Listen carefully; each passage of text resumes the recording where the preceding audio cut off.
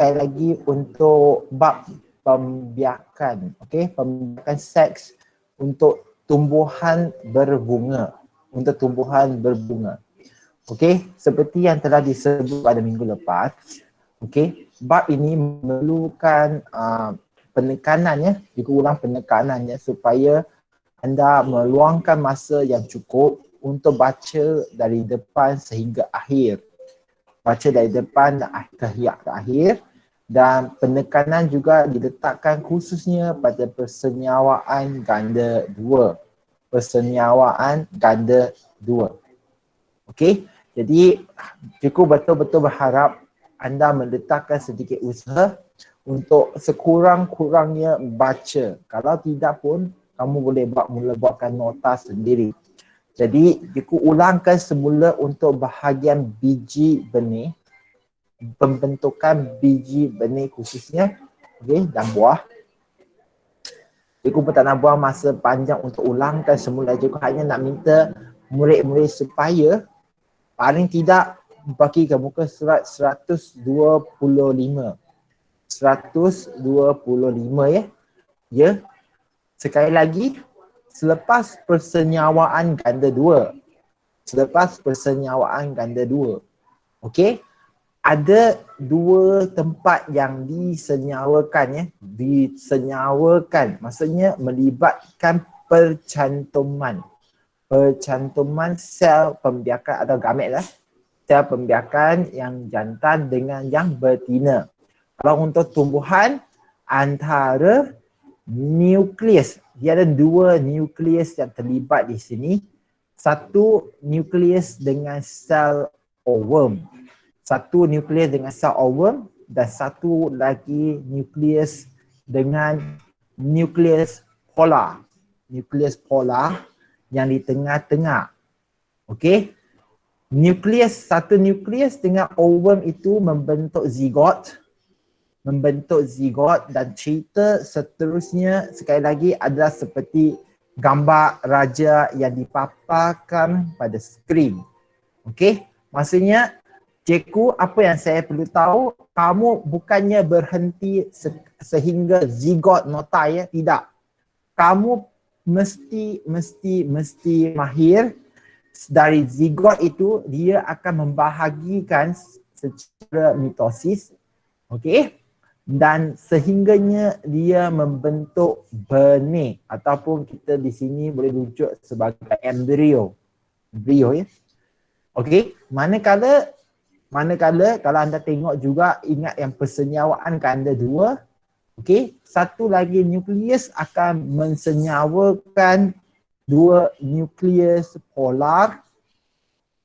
Nukleus polar pula, nukleus kutub kan? Nukleus kutub. Okey. Kalau anda tengok kat sini ya, dua nukleus kutub untuk membentuk endosperma. Sekali lagi, endosperma dan cotyledon sila bezakan ya. Okey, tak nak buang masa untuk yang ini. Lepas itu, kalau anda pergi ke bahagian sini, silap cikgu terlepas dah ya. Muka surat 126. Muka surat 126. Okey. Ini adalah lebih fokus kepada eksperimen. Cikgu, saya perlu ke memahami, okey, pembentukan buah di mana dalamnya mempunyai lebih daripada sebiji benih ke? Perlu ke tak perlu? Jawapan cikgu senang saja. Setahu cikgu untuk yang pembiakan seks tumbuhan berbunga, yang perlu anda dalami adalah bunga dengan satu ovule dalam satu ovari. Cikgu ulangkan, satu ovule dalam satu ovari. Okay? Namun, bukannya semua bunga yang ovarinya ada satu ovule. Maksudnya bukan semua buah yang di luar sana, buah-buahan ada satu biji benih. Kita sedia maklum ada yang banyak benih. Jadi, nak ke tak nak, bukan mendalam, anda perlu sedar ada buah ringkas, buah aggregate, buah berganda dan buah aksesori. Nama saja serta sedikit penjelasan daripadanya. Okey, sedikit penjelasan daripadanya. Okey, ini pun jelaskan menunjukkan juga adanya bunga yang buah dia mempunyai banyak couple. Okey, maksudnya boleh bentuk banyak buah ataupun boleh bentuk macam-macam cerita di sini. Okey. Di sini kalau anda tengok dia lebih fokus kepada buah, pembentukan buah di satu bunga. Jadi buah itu ada ke tak buah yang banyak ataupun kira buah yang sikit. Okey, itu pun cikgu berharap dia tak tanya secara lebih. Kalau tanya secara lebih agak tak adil agak tak adil untuk mereka yang nak duduk untuk pada SPM akan datang ni lah tahun ini. Jadi dalam Google Classroom, cikgu pun telah menyediakan soalan. Okey, cikgu pun telah menyediakan soalan. Minta izin bukakan kejap je, lepas tu kita akan masuk kepada bab 4 dah. Okey. Wah, cepatnya hantar ni, dia betul. Wow, thank you Chan Koh Siang Yan Ping dan juga Keijuan Good. Okey, jadi cikgu dah berikan lagi kuis, sudah latihan formatif je pun. Yang penting jawab untuk mengambilnya sebagai nota ringkas ya. Okey, dalam masa terdekat juga cikgu akan cuba bagikan soalan esei yang melibatkan pembiakan seks untuk tumbuhan berbunga. Namun cikgu berharap soalan yang dia bakal tanya juga adalah SPM tidak berciri kebat yang tinggi. Kalau kebat yang tinggi, cikgu pun rasa agak sukar untuk anda nak menjawab. Okey, sehingga sekarang siapa ada soalan dah membebel lama ni, rasanya ada soalan ke tak?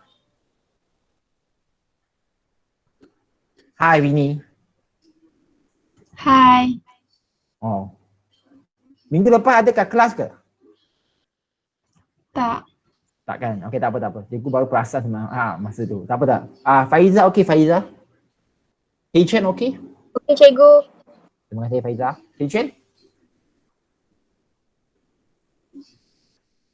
Siapa lagi yang tak ada kat kelas Dua, tak apa. Yang lain yang tak ada kat kelas, cikgu berharap 5 alpha yang tak ada kat kelas nanti boleh tonton semula apa yang cikgu telah ajar. Jangan nanti lepas buka sekolah bulan 4 minta cikgu ajar dari depan sehingga ke akhir Dia agak tak adil. Jadi minta tolong supaya anda ikut dan belajar secara sendiri kat rumah dan anggapkan kelas ini sebagai kelas yang sedang berlaku di sekolah. Kamu tak boleh kata nanti minta ajar semula. Sebab kalau dah buka sekolah nanti fokus kita akan jadi lain dah. Cikgu akan lebih fokus kepada eksperimen dan juga melengkapkan projek anda lah. Okey, pada penghujung kelas hari ini cikgu akan sebut untuk projek Sabar Okey, jadi sekarang kita pergi ke bab keempat. Pengangkutan dalam tumbuhan. Okey, pengangkutan dalam tumbuhan. Murid-murid sekalian, kalau anda tanya, selain daripada tadi yang pembiakan seks itu, apa lagi bab yang lebih kerap ditanya dalam SPM? Kita straight forward to the point dulu Okey, jadi antara dia adalah pengangkutan dalam tumbuhan. Cikgu, kenapa saya nak belajar pengangkutan dalam tumbuhan? Mesti kamu tanya. Tapi saya nak mulakan kelas hari ini meminta supaya anda semua sambil mendengar cikgu cerita, sambil anda bayangkan sekarang. Kalau untuk manusia dan haiwan kita ada jantung. Kita ada satu organ yang mengepam darah ataupun cecair ke seluruh badan. Namun kalau kita tengok pada pokok, gambar pun dah bagi dalam buku bab 4 muka surat ke-74. Okey? Boleh kamu nampak di dalam buku itu, dia bagikan pokok yang sangat tinggi. Pokok yang tinggi. Dari 7 meter sehingga 20 meter tingginya. Bayangkan pokok tak ada jantung. Pokok tak ada jantung yang bersifat untuk mengepam. cecair ataupun benda alir di dalam pokok. Namun, bagaimanakah pokok mendapatkan air, contohnya air dari akar ke setiap daun di atas pokok tersebut? Dia ulang kita semua sedia maklum akar yang menyerap air. Maksud dia, kalau anda siram pokok pada daun pun, daun tak akan dapat hisap air itu. Tidak. Jangan salah faham. Kamu nak siram pokok, air siram ke bahagian akar. Jadi akar akan menyerapkan air melalui pergerakan apa? Pergerakan resapan. Kamu dah belajar sebelum ni, kalau resapan air, perkataan atau istilah yang kita guna panggil osmosis. Nanti kita akan sebut semula di sini. Dia masuk ke dalam akar. Dia masuk ke dalam akar. Jadi dari akar itu nak naik ke daun. Nak naik ke daun. Cikgu, naik je lah. Sekarang isu dia bukan naik saja. Isu dia adalah 7 meter. Minimum 7 meter. Cikgu, apa istilah 7 meter itu? Maksudnya satu tingkat. 20 meter maksudnya dekat 3 tingkat. Jadi macam mana dia boleh naik? Sampai ke setiap daun di atas pokok itu. Satu, itu air. Dua, makanan. Khususnya hasil fotosintesis. Kamu telah belajar di bab yang kedua itu, fotosintesis dia buat pada daun. Okey? Cikgu, senanglah dia buat, lepas itu dia turun melalui graviti. Okey? Namun eksperimen menunjukkan bahawa makanan turun ke bawah pokok, ke akar, sel-sel akar bukan melalui graviti. Tidak. Okey? Dia masih bergerak tanpa pengaruh graviti. Jadi sekarang anda boleh faham ke tak kenapa kita perlu belajar bab ini? Siapa yang rasa masih lagi, saya tak puas hati lah, pokok dia pun. Perlu anda sekarang letak di konsep, jadi bagaimanakah pengangkutan berlaku di dalam pokok itu? Okey, jadi Simi tak ada ke Simi?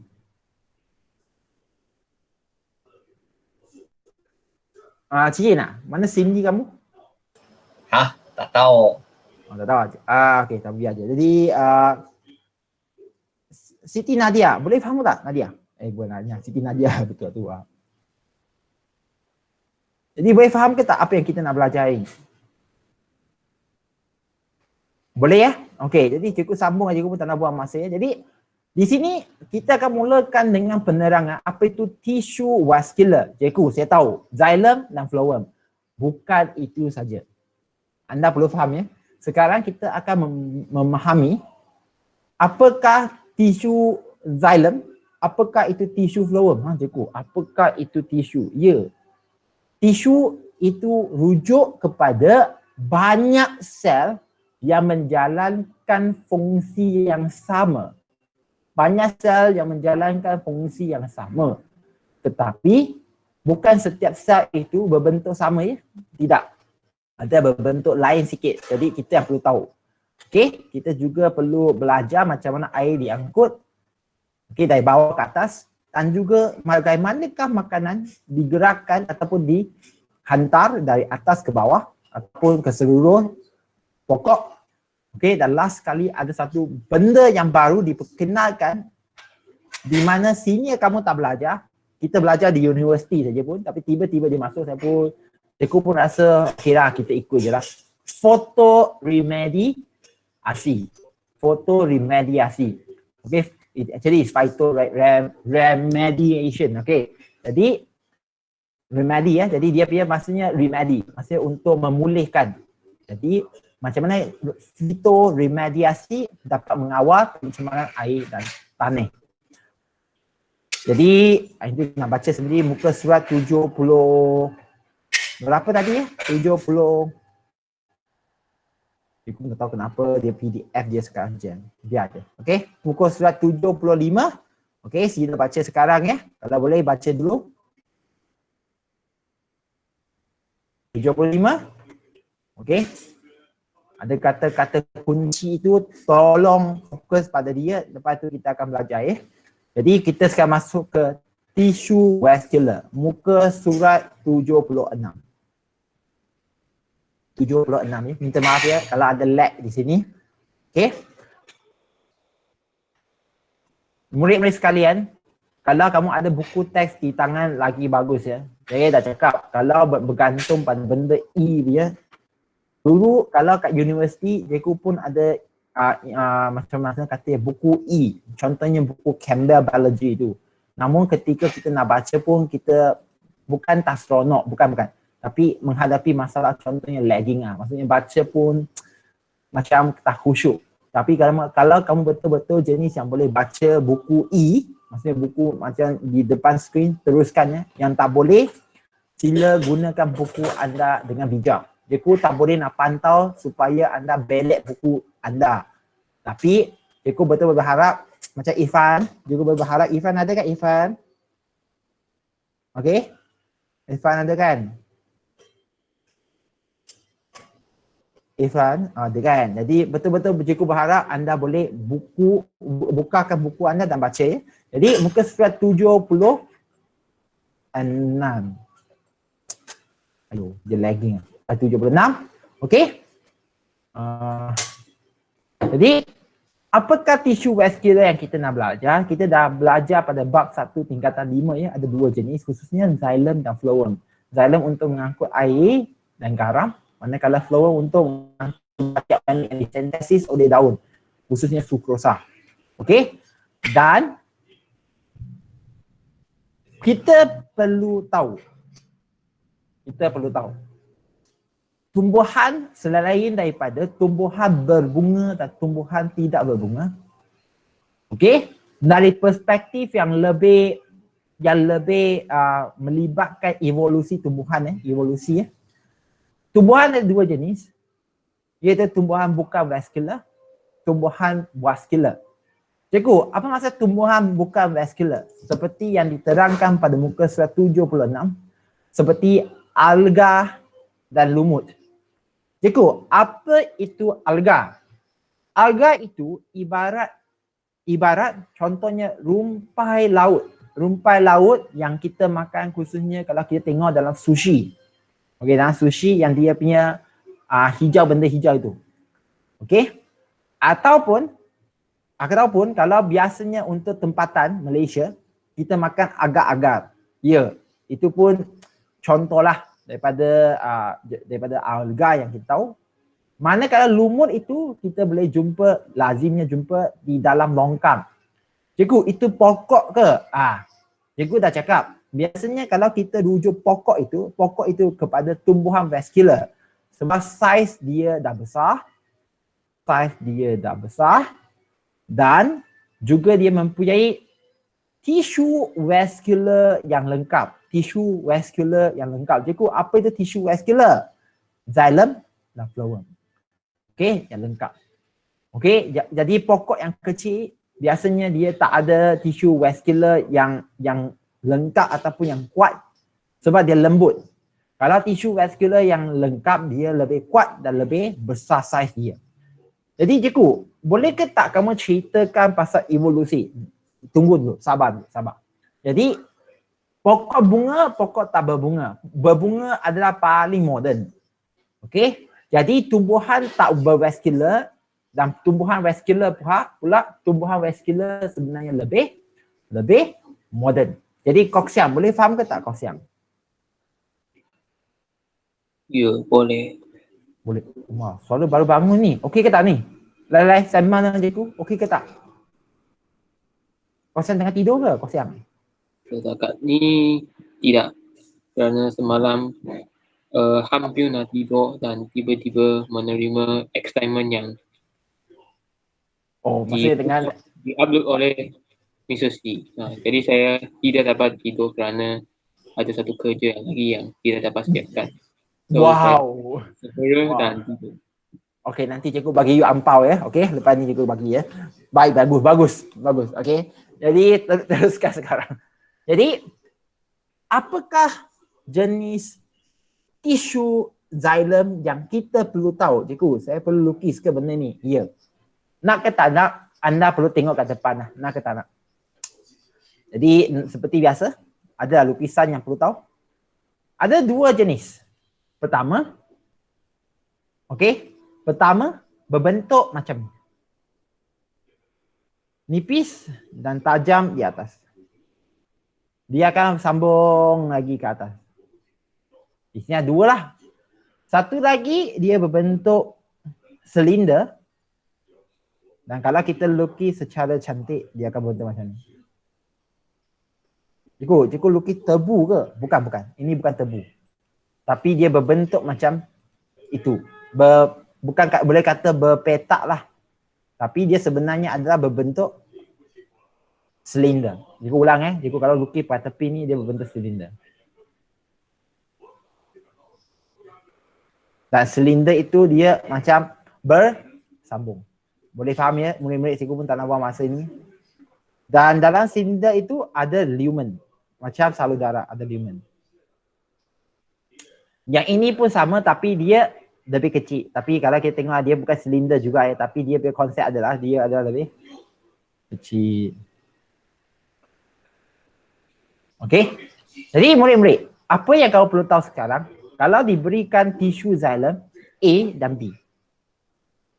Kamu perlu tahu nama terdahulu. Nama dia settle dulu. Okey. A itu dinamakan sebagai trakit. Okey.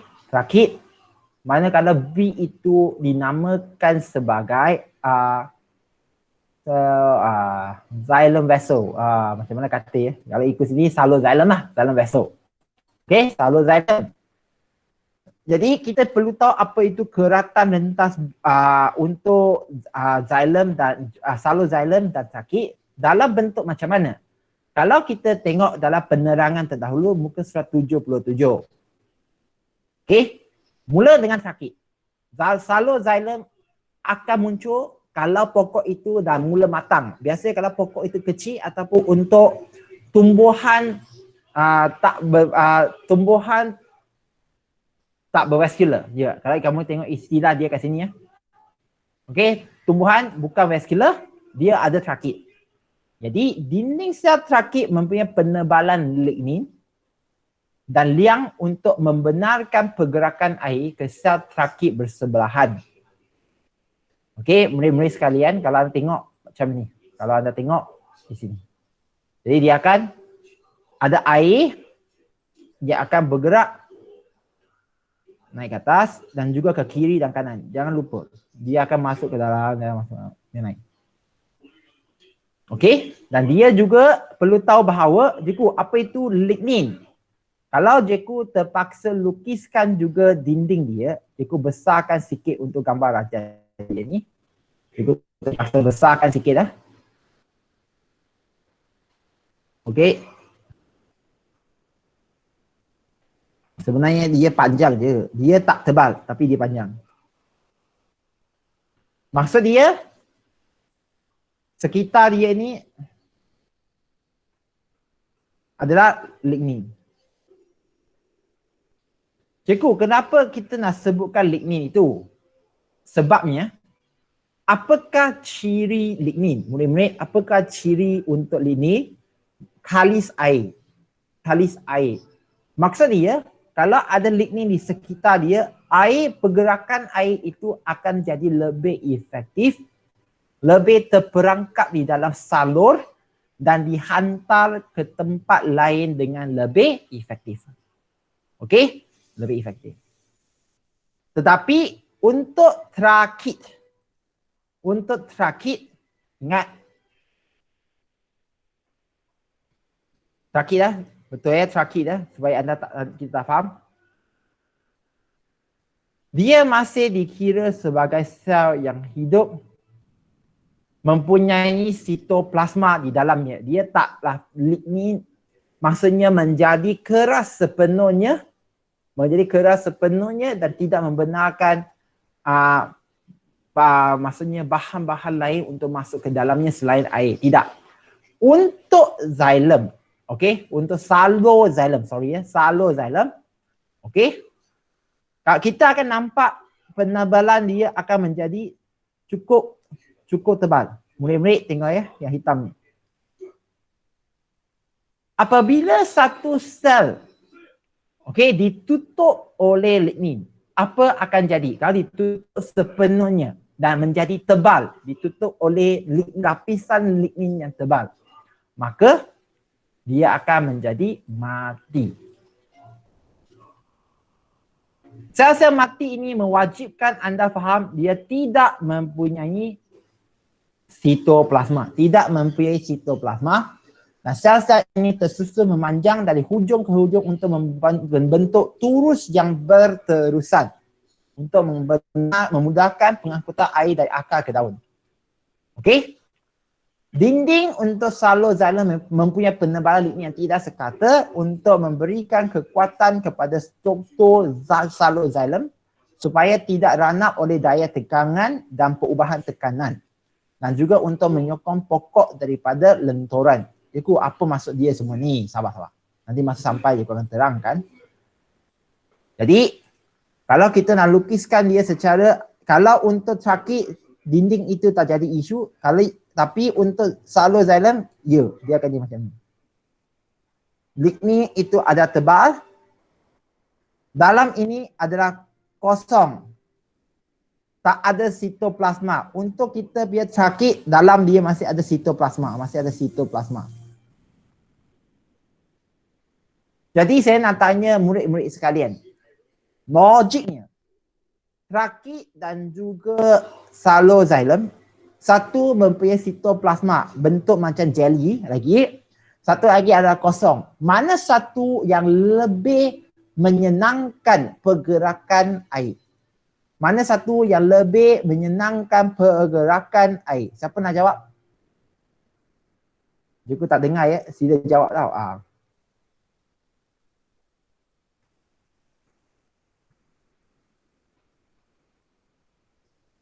Ya? xylem. Xylem. Jonathan, trakit adalah jawapan yang salah. Sebabnya, kalau cikgu bagi kamu, berenang. Berenang dalam air. Satu lagi cikgu memberikan anda berenang di dalam gam. Gam yang lebih-lekit itu. Rasanya, dua jarak yang sama. Mana satu yang kamu akan berenang sampai ke destinasi atau ke depan itu lebih senang, Jonathan? Air ke ataupun gam? Yang lekit-lekit punya. Banyak-banyak punya. Jonathan, air loh. Jadi, dengan itu, maksudnya secara xylem, bukan xylem tisu xylem ada xylem dan trakit. Xylem, pengangkutan air adalah lebih efektif. Dia hanya benarkan air bergerak sahaja dalam air je. Ya, air masuk, naik. Cikgu, apa yang ungu ini? Ungu ini, kalau anda pernah belajar ketika tingkatan 1 lukiskan secara lengkap, masa itu kita ada sentuh satu istilah panggil plasmodesmata kan? Plasmodesmata. Maksudnya di dinding sel itu, ada satu ruang kosong. Ya. Jadi plasmodesmata itu akan bersambung. Nanti kamu akan belajar berbentuk pinggir xylem lah. Okey. Jadi tempat itu akan jadi kosong untuk laluan air semata-mata. Okey. Jadi di sinilah kita akan ada eksperimen untuk kita tengok pengangkutan air melalui salur yang khas. Maksud dia, kalau kita buat eksperimen, rendamkan kita punya, kalau ikut sini dia gunakan pokok batang sadari lah. Okey? Kancoy, kalau tak silap cikgu ini, kalau nak gunakan pokok lain pun boleh. Okey? Kalau kita rendamkan dalam air berwarna, lepas tu kita buat potongan keratan lintas, kita akan nampak ada ruang-ruang ataupun bintik-bintik yang merah, ataupun kalau kita warna merah atau berwarna yang menunjukkan cecair ataupun air berwarna ini diangkut melalui salur yang tertentu. Di sinilah kita panggil salur untuk xylem. Okey? Kita buatlah. Jadi ada soalan ke tak? Siapa nak tanya soalan untuk yang ini?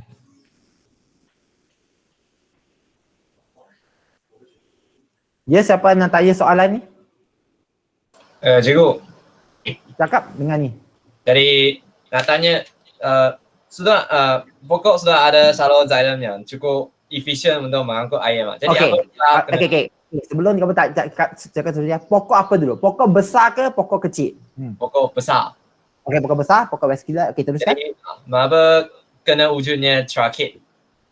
Trachea, ini soalan baik. Jadi untuk biasanya soalan dia akan jadi macam ni. Terangkan bagaimanakah trachea akan bertukar menjadi xylem. Okey? Dia ada proses daripada trachea untuk menjadi xylem. Jadi kamu akan tanya, Jeku, dua-dua pun berfungsi untuk angkut air. Tapi Jeku dah cakap xylem lagi bagus. Xylem lagi bagus untuk mengangkut air. Trachea kurang.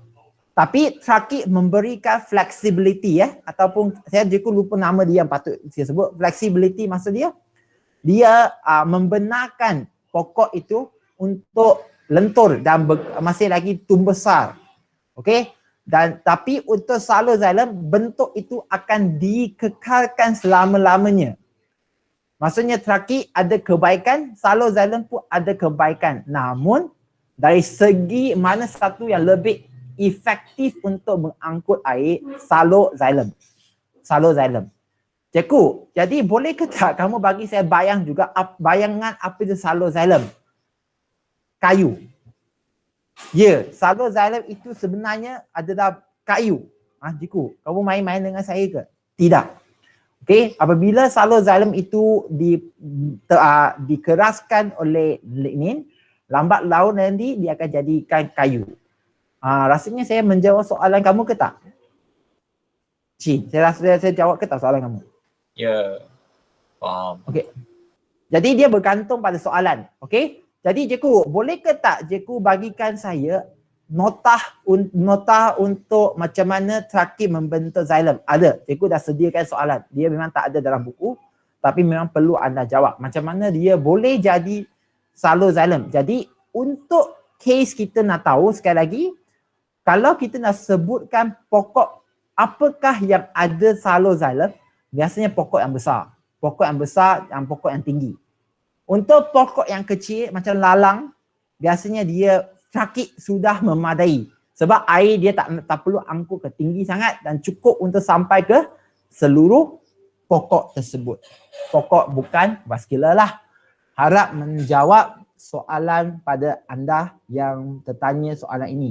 Shihui boleh faham Shihui? Boleh. Boleh. Suara baru bangun juga. Sini! Masuk ke sini? Buat apa tadi?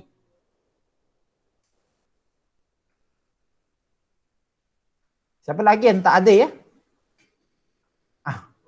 Anis ada Anis. Fatin ada. Anis ada Anis. Nadia, where is your friend? Makan hop pula.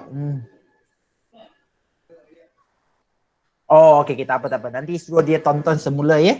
Jadi kita akan pergi ke yang kedua, tissue flowem. Tissue flowem pula. Sebelum kita pergi secara mendalam, kalau anda tengok pada gambar raja ini, cikgu, apa ini A ni? A ni rujuk kepada keratan rentas untuk batang pokok. Jadi, cikgu, apa yang saya perlu tahu? Kamu perlu bezakan antara xylem dan phloem. Kalau sebelum ini, kita lukis keratan rentas daun. Keratan rentas daun yang tisu vascular ada dua jenis lukisan di situ. Satu untuk xylem, satu untuk phloem. Xylem biasanya diameter dia lebih besar. Phloem dia kecil sikit dan dinding untuk xylem itu dia sebenarnya lebih tebal. Okey? Untuk phloem, tisu phloem khususnya, cikgu, jadi satu je lah. Tidak. Tisu phloem ini anda perlu faham dia ada dua benda kat sini. Dua Kalau untuk tisu phloem murid-murid tengok kat depan ya. Oh sorry, sepatutnya guna merah. Tisu phloem anda akan lukis macam ni.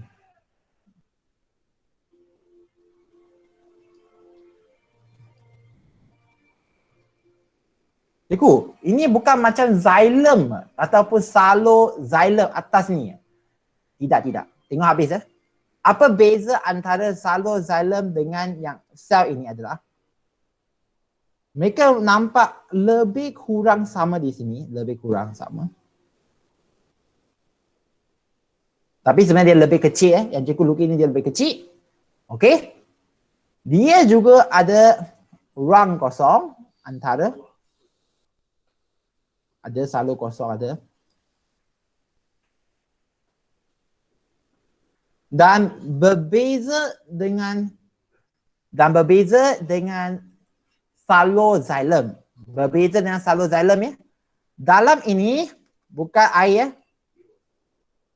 Apa yang cikgu lukis ni adalah dia masih ada sitoplasma. Dia masih ada sitoplasma. Cikgu ulang, ada sitoplasma. Kalau dia sebut ada sitoplasma, itu bukan lagi salo-xylem. Okey, ini adalah antara sel dalam tisu floem. Nanti kita perlu bagikan dia nama. Dan satu lagi ciri yang berbeza dengan salo-xylem, tepi dia ini ada satu sel. Biasanya ada sel. Ada sel yang ada nukleus dan lengkap dengan semua organel. Dia sel ini lengkap dengan semua organel, lengkap yang tepi. Okey? Kalau kamu nampak bentuk macam ni, keratan rentas, masa di sebelah dia ada sel hidup yang lengkap dengan organel, inilah kita panggil tisu floem, tisu floem. Dan apakah nama untuk sel A? Kita letakkan ini A. Dan apakah nama untuk sel B? Tengok ke nota anda sekarang, dia. Okey. Untuk nama dia, kalau anda tengok sekarang, okey. Tengok sini ya. Yang selalu itu sel dia kita nampak kita namakan dia sebagai tiub tapis. Tiub tapis, BM lah. Saya tak tahu nak cakap macam mana dah sebab ada jam juga. Kita ikut je. Okey? Ini tiub tapis B ini. Sel rakan, companion cell.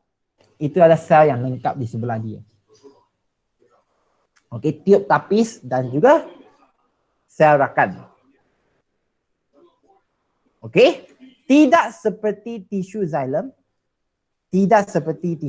Tisu floem merupakan sel hidup kerana mempunyai sitoplasma. Bentuk dia nampak lebih kurang sama dari keratan rentas 2D yang cikgu lukis serba ringkas tadi. Namun dalam tiub tapis untuk tisu floem dia ada sitoplasma. Jadi tiub tapis, okey, tiub tapis itu English tiub tapis itu panggil apa?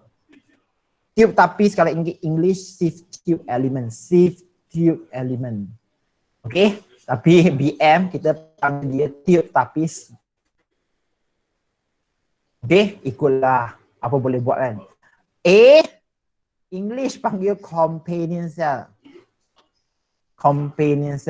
BM rakan sel rakan. Sel rakan lah biarlah. Okey. Jadi tiub tapis tidak mempunyai nukleus, ribosom dan vakuum. Tapi dia ada sitoplasma. Okey. Hal ini untuk membolehkan sukrosa melalui tiub tapis dengan lebih mudah. Soalan ini pun pernah ditanya. Kenapa tiub tapis tidak mempunyai organel? Supaya dia boleh mengangkut lebih banyak makanan. Okey. Pada masa yang singkat lah. Daripada kalau dia ada organel di dalam tiub tapis, maka kuranglah sukrosa dia boleh angkut. Setuju ke tidak, Buwen? Setuju ke tak?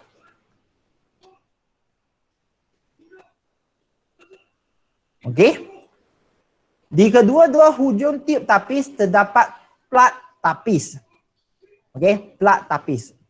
Jadi cikgu, untuk xylem itu ada plat tapis. Tak. Plat tapis khas untuk floem, tiub tapis saja.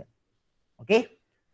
Untuk xylem nama dia lain. Itu dia nak kamu cari dalam nota nanti, dalam buku ini. Okey. Di kedua hujung tiup tapis terdapat plak tapis yang mempunyai liang yang membolehkan sebatian organik mengalir dari satu tiup tapis ke tiup tapis seterusnya. Okey. Plak tapis ada lubang-lubang halus. Kalau anda tengok ni, ini dia.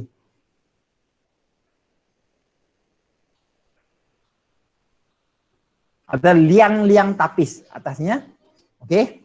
Untuk membenarkan sebatian organik mengalir. Nah, sel rakan mempunyai mitokondria. Ini pun pernah tanya. Mempunyai mitokondria bagi membekalkan tenaga ATP untuk mengangkut sukrosa dari daun melalui tiup tapis secara pengangkutan aktif. Oh, sorry. Maksud dia di sini ada banyak mitokondria untuk pengangkutan aktif. Sorry aja aku lupa lukis untuk mitokondria. Dia memang satu ciri yang sangat-sangat penting dan saintis telah membuat kajian dan membuktikan memang ada banyak mitokondria. Kamu tidak akan belajar secara dalam tapi untuk pengetahuan untuk membukakan minda. Jadi dengan ada mitokondria ini, ATP itu juga boleh digunakan untuk membuat pergerakan melawan arah graviti, melawan ke arah graviti. Maksudnya dia nak, tadi kita kata graviti turun kan? Saintis menyatakan atau bukti juga menyatakan dia bergerak melawan graviti ke atas juga. Jadi dengan ada mitokondria benda ini dikira selesai. Ada tenaga yang dihasilkan untuk bergerak melawan graviti. Tapi kamu tak boleh jawab untuk melawan graviti. Dia nak bagi tahu anda dia membekalkan tenaga ATP untuk angkut sukrosa dari daun, okey, melalui tiup tapis secara pengangkutan aktif. Sebab dalam tiup tapis ada lebih banyak gula berbanding daun. Jadi macam mana dari daun dia nak mengangkutkan sukrosa ataupun makanan sebatian organik ke dalam tiup tapis? Jawapan pengangkutan aktif. Jawapan pengangkutan aktif. Siapa ada soalan? Siapa ada soalan?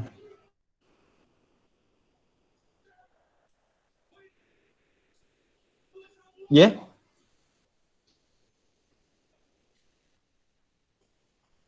Jadi saya sambung Cikgu sambung sekarang. Kita akan pergi ke pengangkutan air. Cikgu berharap dia membukakan minda anda semua. Muka surat 79. Muka surat 79. Cikgu pun tak nak buang masa. 79. Bayangkan pokok yang 7 meter tinggi ke atas. Jadi macam mana air dari akar boleh sampai ke hujung pokok? Contohnya kalau dalam gambar ini sampai ke daun dan ke bunga. Okey. Jadi apakah istilah-istilah yang perlu anda tahu hari ini? Okey.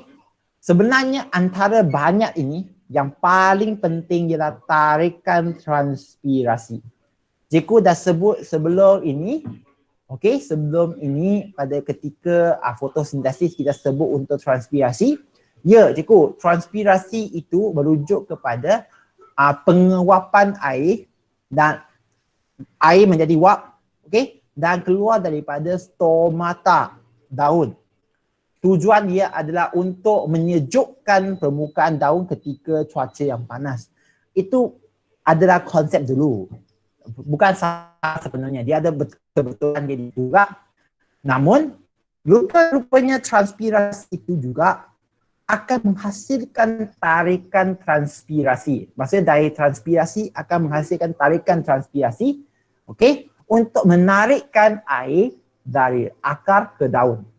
Sebab air atas itu hilang, jadi dia menghasilkan tarikan untuk tarik dia naik, sedut dia ke atas. Tapi kita nak cerita dia sekarang dari daun, bukan daun, dari akar ke daun. Dari bawah ke atas. Jadi dia bermula dengan konsep tekanan akar, sambung dengan tindakan kapilari, baru kita sebut tindakan tarikan transpirasi.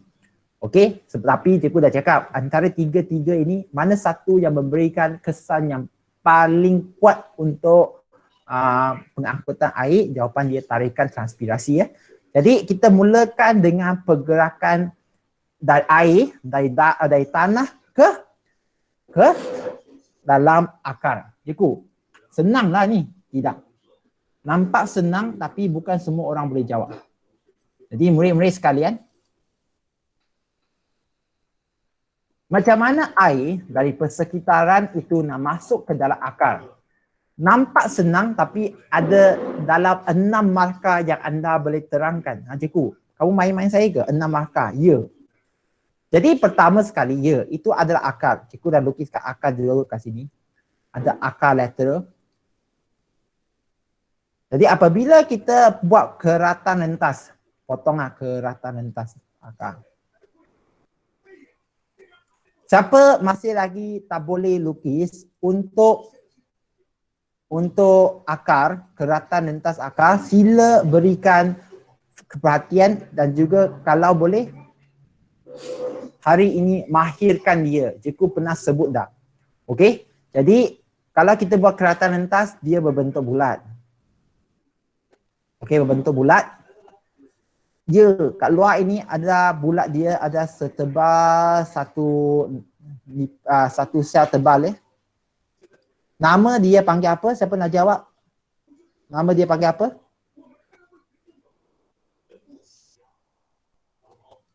Nama dia panggil apa? Epidermis.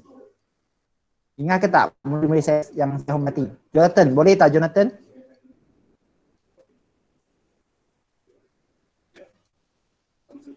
Okey. Sorry saya lupa dah tengok chat box ya. Boleh faham ke tak? Boleh faham ke tak? Okey. Jadi kita tahu dia ada sel rambut. Jadi kenapa ada sel rambut ni? Untuk meningkatkan sitoplasma luas permukaan supaya boleh menyerap lebih banyak air melalui resapan. Sabar. Dalam dia ini ada lagi satu lapis. Satu lapis dan dalam dia ada lagi satu lapis.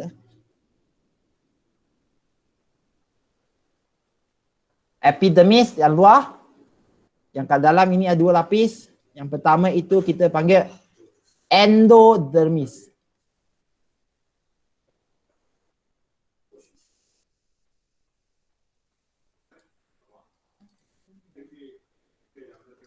Okey, lepas itu dalam ini adalah xylem.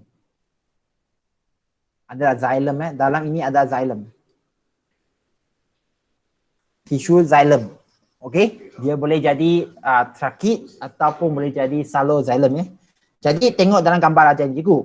Mana yang cikgu lukis ni? Apa gambar rajah ni tunjuk ni? Gambar rajah ini dia tunjuk pada satu bahagian je. Cikgu bahagian mana ni? Bahagian contohnya di sini sampai ke sini. Ini yang dia tunjuk. Dia tunjuk sebahagian daripada gambar rajah untuk keratan rentas akar. Jadi air masuk melalui cara apa dan ke mana? Cikgu, masuk dalam sel lah. Bukan. Itu bukan yang kita nak jawab. Jadi dia akan masuk ke dalam sel melalui cara apa? Pertama, kita mesti yakin dan juga boleh jawab osmosis terdahulu. Maksudnya di luar ataupun di tanah, di luar akar itu mempunyai lebih banyak air. Jadi apakah istilah lebih banyak air itu? Apakah istilah lebih banyak air? Bunhan? Apakah istilah yang kita guna kalau kita nak sebut lebih banyak air di luar? Apakah istilah dia itu?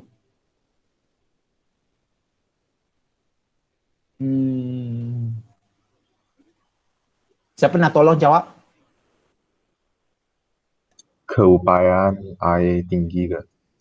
Thank you. Keupayaan air. Ya, jadi keupayaan air lebih tinggi. Jadi air akan masuk ke dalam sel tumbuhan.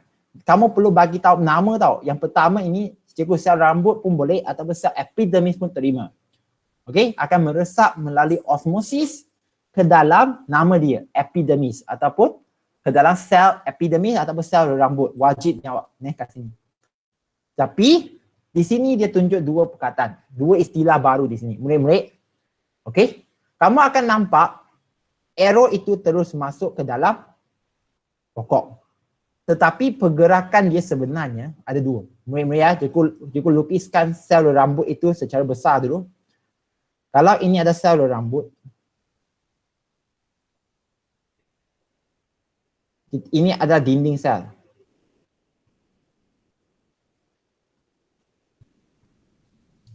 Ada dua istilah yang ada dalam buku teks kamu, yang senior kamu tak belajar, tapi dia dah masuk, cikgu pun tak tahu. Satu, air masuk bergerak pada dinding sel. Cikgu, kamu main-main dengan saya ke? Dinding sel air boleh masuk ke? Lai, sila imbas semula apa yang ciri untuk dinding sel telah kamu belajar ketika tingkatan 4 ketika anda buat nota. Jadi ciri dia adalah dinding sel ialah, okey, panggil apa ya dalam bahasa Melayu? English permeable to, dia bukan impermeable, maksudnya dia tertipu lupa nama istilah permeable tu. Apa dia ya? Apakah ciri membran plasma? Juga lupa dah membran plasma itu. Telap ya. Jadi untuk dinding sel, dia bukan tak telap. Kamu akan belajar dia punya perkataan panggil dinding sel ialah telap. Telap. Okey? Maksudnya kalau anda ingat istilah itu, maksudnya dia dalam itu ada banyak ruang kosong. Okey? Banyak ruang kosong. Cikgu, boleh ke tak kamu bagikan gambar raja untuk dinding sel? Kejap ya. Cikgu nak tunjukkan dulu dinding sel. Cell wall. Tengok dalam skrin kejap ya. Okey. Kamu akan nampak dalam gambar raja yang cikgu tunjukkan pada skrin ni. Okey. Ini ada dinding sel tau. Maksudnya dinding sel adalah dibuat daripada banyak batang-batang dan di antara batang itu ada ruang kosong ke tidak? Dia ke tidak? Murid-murid, ada ke tak ada ruang kosong? Ada. Ada kan? Jadi air boleh bergerak di dalamnya ke tidak? Nadia? Nadia Farisha? Boleh. Jadi pergerakan air di dalam dinding sel itu, kalau anda tengok dalam buku teks anda, dia sebut. Ada kat mana ya? Ini, muka surat 81. Ini gambar aja ada kat muka surat 81. Okey? Kalau dia bergerak pada gantian selulosa di dinding sel, kita panggil dia apoplas. Apoplas, laluan apoplas. I'm so sorry. Dia masuk dalam buku teks. Maksud dia boleh tanya anda dalam soalan SPM. So ini benda kamu tak boleh nak elakkan dah. Dia sebenarnya ada 3 tau, tapi dia bagi kamu 2 je. Jadi apoplas, lalu apoplas maksudnya melalui pada dinding sel. Okey, jadi macam mana pergerakan dia boleh berlaku? Juga dah cakap osmosis lah. Meresap dari tempat yang keupayaan air tinggi ke keupayaan air rendah. Jadi dari tanah kepada rambut akar. Okey, pada rambut akar ini adalah dari tanah ke rambut akar, tetapi kalau kita nak cerita pada rambut akar kepada sel seterusnya, nanti cikgu akan terangkan nama dia, sabar. Kita pun akan gunakan osmosis untuk menerangkan pergerakan, tetapi maka dia jatuh kepada kita mampu sebutkan nama struktur tersebut. Kita perlu nak sebutkan nama.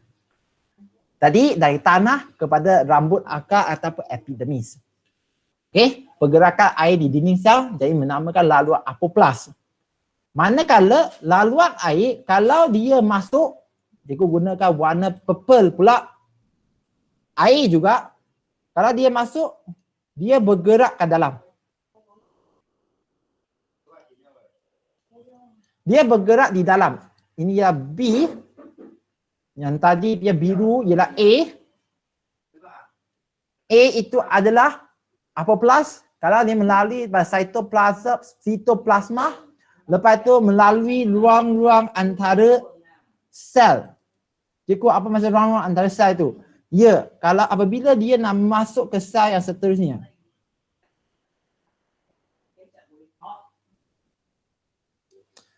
Okey, seperti yang cikgu telah lukiskan tadi awal-awal, ya, ada tempat kosong. Ni tempat kosong. Di mana air boleh bergerak ke sel yang seterusnya.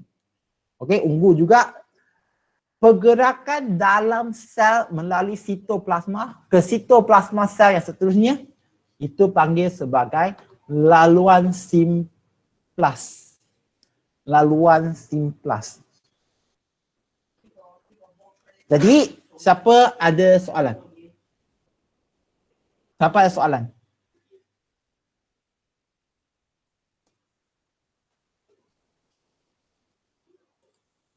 Okey ke tak semua? Okey ke tak ni? Ataupun terlalu memeningkan?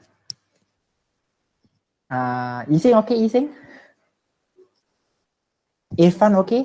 Winnie okey? Okay. Irfan? Ya, cikgu. Ya?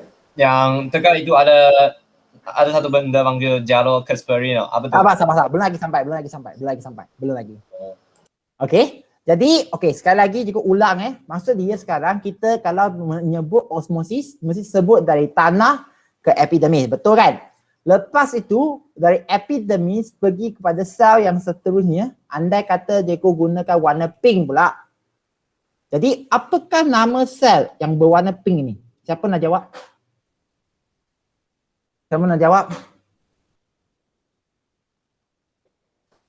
Ya. Cortex. Okey, ada dua jawapan. Satu, nama khusus dia panggil cortex. Okey? Bukan benda yang dipakai oleh wanita ya, bukan. Dia kebetulan memang nama dia panggil cortex di sini. Sekejap. TEKS BM. Saya nak fikirkan BM dah. Kejap ya. Cortex, sorry. KORTEKS. Thank you. Sebab kalau English CORTEX ya, bukan je sengaja ya. Jangan jadi isu sensitif pula. Cortex. Ada juga kalau kamu tengok buku dia akan cakap cortex ini sebagai sel parenchyma. Boleh je terima. Dia punya tisu di sini yang terlibat untuk cortex itu panggil parenchyma. Maksud dia sel ini lengkap juga dengan organel dan tujuan dia adalah untuk penyimpanan makanan dan air dan juga bersedia membahagi kalau ada luka. Dia ada luka nanti dia akan bahagi untuk tutupkan luka pada akar pokok. Tapi itu cerita nanti. Jadi air akan bergerak dari epidermis ke cortex melalui apa? Siapa nak jawab? Melalui apa? Melalui osmosis juga. Maksudnya apabila air masuk ke dalam epidermis ataupun akar rambut, maka keupayaan air di dalam epidermis, sel epidermis akan meningkat. Setuju ke tak Faiza? Setuju tak? Ya. Jadi keupayaan air lebih tinggi berbanding dengan sel sebelah dia iaitu sel cortex. Maka air akan meresap ke sel bersebelahan dia iaitu sel cortex, melalui osmosis lagi. Pergerakan itu juga melibatkan laluan simplas dan laluan apoblast. Ingat ya. Dia akan bergerak. Semua ada osmosis. Jadi cikgu dah jawab ini satu, ini dua. Perlu jawab tau. Sampai ke paling best sekali. Chin tadi dah tanya soalan itu. Sampai ke endodermis. Cikgu nak lukis endodermis ni. Brother and sister, andai kata ini adalah cortex sampai ke endodermis. Penting. Cikgu nak lukis ini ya. Pentingnya cikgu nak sebut sebelum cikgu hari ini tamatkan kelas hari ini. Endodermis, bagi cikgu masa ya. Di endodermis ini, dia akan menghentikan pergerakan air melalui laluan A. Laluan A itu apa? Melalui dinding sel. Sebabnya, dinding sel ini membenarkan pergerakan yang laju. Namun keburukan dia adalah dia akan membawa bakteria. Bayangkan bakteria dan virus yang lagi kecil, dia boleh mengambil kesempatan melalui pergerakan dalam ruang-ruang kosong di dalam dinding sel. Bahaya ke tak bahaya? Murid-murid sekalian, bahaya ke tak bahaya? Bahaya. Perlu blokkan ke tak? Perlu blokkan air, pergerakan air dalam dinding sel ke tak? Logiknya. Perlu. Logik. Perlulah. Jadi dia akan diblokkan di sini. Di endodermis ini ada benda yang cikgu dah lukiskan hitam ni. Ya, cikgu, apakah nama hitam itu? Itulah Casparian stripe. Casparian stripe yang tadi Chin tanya itu. Kalau kamu tengok dalam buku anda, jalur Casparian. Casparian, jalur Casparian. Dia memang tidak telap air sepenuhnya. Maksudnya ini adalah Casparian. Kamu boleh tengok balik nanti ya. Cikgu dah lukis cukup cantik dah saya rasa. Okey. Jalur Casparian dia guna C juga kan. Kalau ikut dulu kadang-kadang dia tukar. Okey, Casparian. Dia akan hentikan pergerakan air dalam dinding sel. Hanya benarkan air bergerak melalui cara apa ini? Kalau dia masuk dalam ini panggil apa dah? Apoblast. Supaya pergerakan air akan ditapis masuk ke dalam xylem. Masuk ke dalam xylem. Faham ke tak? Supaya dia boleh ditapis untuk masuk ke dalam xylem. Daripada dia membawa bakteria semua masuk ke dalam xylem, lepas itu bergerak secara senang di dalam pokok. Jawab ke tak jawab soalan Syihir juga? Ya. Faham. Okey. Terbaik. Jadi itu adalah pergerakan. Cikgu nampak senang. Osmosis. Tetapi anda perlu jawab dalam, kalau kamu tengok dalam muka surat yang 80, kejap ya, bagi cikgu masa dah seminit lagi. Jadi perlu melibatkan konsep osmosis yang menggunakan istilah keupayaan air dan mesti jawab dari A, maksudnya dari tanah ke sel yang paling luar epidermis, lepas tu sampai ke cortex, dari cortex ke cortex yang cortex, sampai ke endodermis, baru masuk ke peristikel, masuk ke dalam xylem. Siapa ada soalan? Ini baru depan je, cikgu. Bukan air diserap oleh akar nota je, bukan lagi. Benda ini perlu diterangkan kalau dia nak pergi, boleh pergi sampai ke 5 markah ya. Jadi dia tulis 1, 2, 3, 4, 5. Sebab dia nak kamu nyatakan tempat pergerakan air dari mana ke mana. Dari mana ke mana. Faham ke tak faham murid-murid? Faham. Okey, kalau tak ada masalah, cikgu akan hentikan kelas sekarang. Jawab, bagi dulu cikgu dalam 30 saat dulu. Siapa ada soalan nak tanya? Sila. Saya tahu semua orang penat dah. Siapa ada soalan?